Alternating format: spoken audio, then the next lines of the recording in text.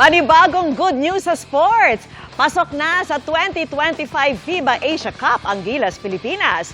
Malinis na 4-0 record sa qualifying round ang naitala ng Gilas, kasunod ng kanilang panalo kontra Hong Kong kahapon.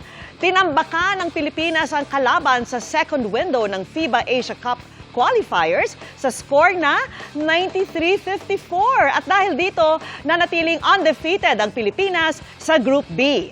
Pero ayon sa pamantayan ng FIBA, kailangan munang maipanalo ng New Zealand ang laban kontra Chinese Taipei bago masiguro ang pwesto ng Gilas. At kanina lang, nagtagumpay ang New Zealand, kaya opisyal na ngang nakapasok ang Pilipinas sa 2025 FIBA Asia Cup na gaganapin sa Saudi Arabia. Huwebes nung nakaraang linggo nang umukit ng kasaysayan sa FIBA ang Gilas Pilipinas matapos talunin ang Tall Blacks ng New Zealand sa kauna-unahang pagkakataon.